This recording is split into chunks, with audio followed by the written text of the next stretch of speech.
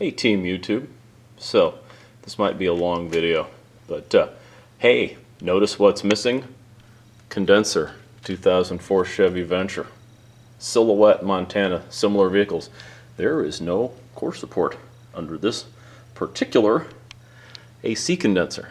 This is going to be and has been a pretty big repair. I've not wanted to really tackle this. I've just been kind of creeping up on it. Let's take a look at a couple things. So I work for a company where I could have someone do up a couple pieces of sheet metal for me in SolidWorks, and then I could take it, I could put it in, I could cut out the bad sheet metal. This strap here ends in a return bend down there that can hold up my new core support, and I've started a couple of holes, drilled them in. This sheet metal up here on the top of the core support is still pretty much intact. So we're going to go through how to get all this stuff back together. Alright, here's the passenger side one too. At some point I'm going to post these files in a video. Of course, this is the at your own risk, do what you want, I take no responsibility, that kind of thing. Let's see what else we got. This is the part I had designed and made. I designed it, someone else drew it up in SolidWorks. So it's based on, steel, scale, and tape measure. But I have the holes for the radiator support. Got some end holes that will tie into those two straps that I've already started to rough into the vehicle. Astute observers will notice there are no holes in the thing here for the rock guard, and that's because I just couldn't get a real good baseline to where it would actually end up, and I didn't want to just have a bunch of holes made for lack of not knowing where they were. However, other astute observers will also notice two holes for a couple of those push-in cable tie things. So yeah, so I got some of it made. I think those are pretty close. They weren't designed with 3 decimal point accuracy. So astute observers also might notice this is oval, just like the original factory steel core support. Now, obviously, this is missing all of the stamped structure. This is just a flat piece of sheet metal that's been sheet metal braked with 4 corners, and then someone also kindly welded the corners.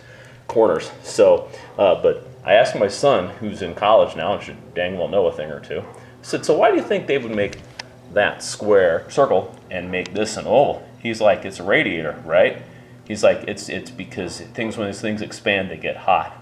I thought, dang, how right you are. My other main reason, what I was thinking, is lack of precision from all of the different pieces and parts that have to go together, and this is just a little bit of a slop in the system. But he is more right than he knows. So, good stuff. Let's see what else we got.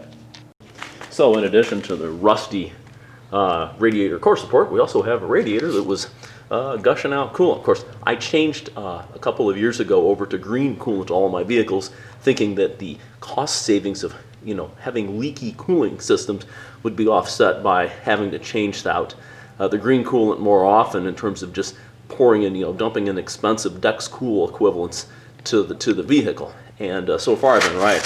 All of my older cars just consume a little coolant here and there, and it's not worth chasing out every single leak. So I've also been pulling off the parts off of this radiator. I'm going to show you on a new radiator.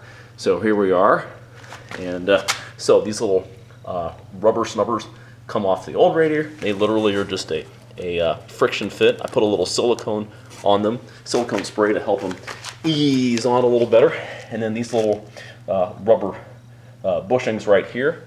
And on the top of the radiator, this is the side that faces the AC condenser, and then here's the other snubber. Again, little silicone just to pop that sucker on.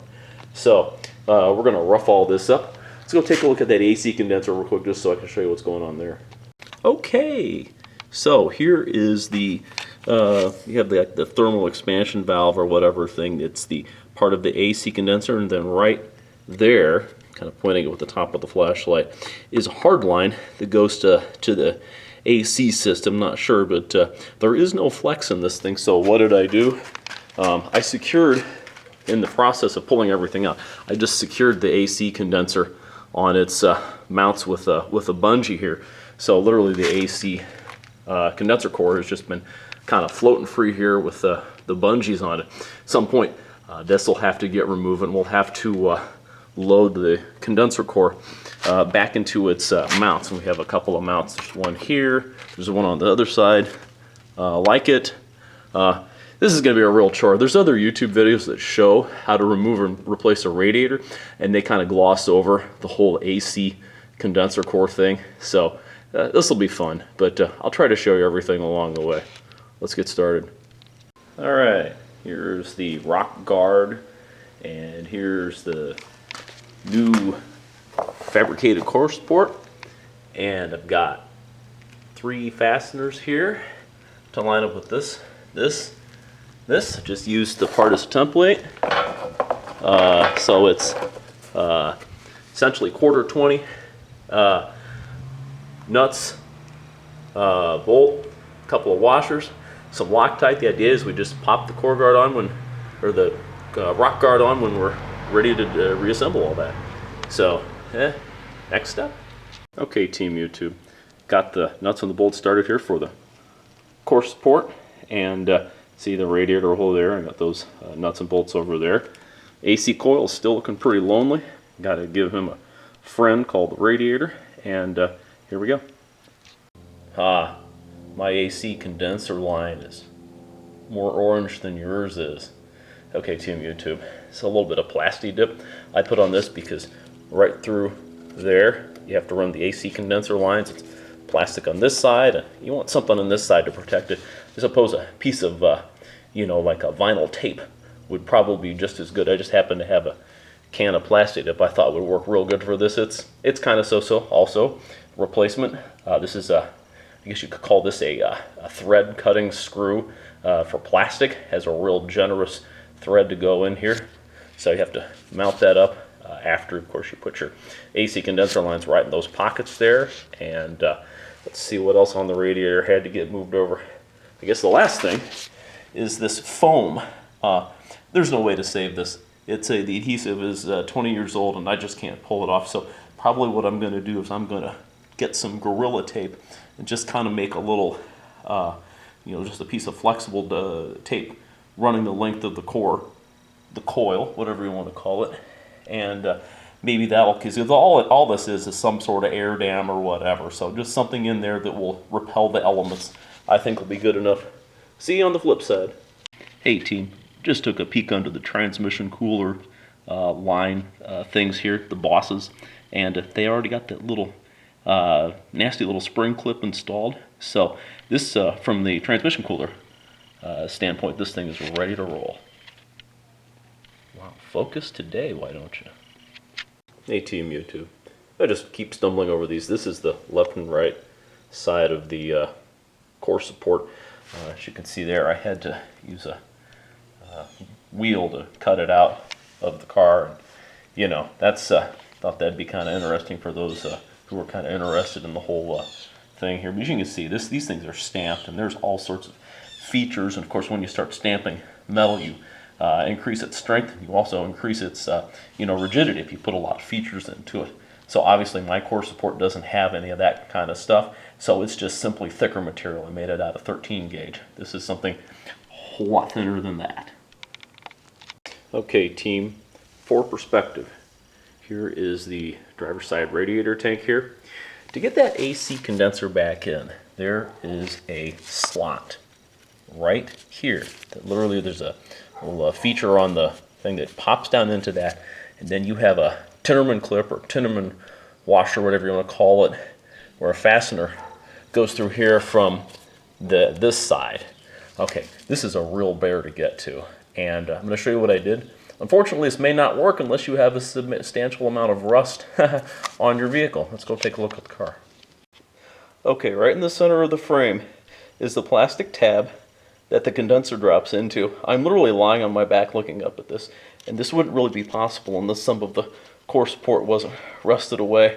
I'm sure there's a technique to do this called, probably you have to discharge the AC condenser so you can get everything to mate back up and then bolt the system together again and blah blah blah. What a pain.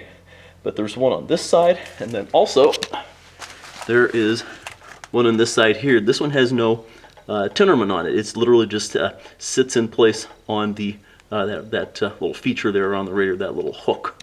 So what a pain. That was only 25-minute exercise, but on we go.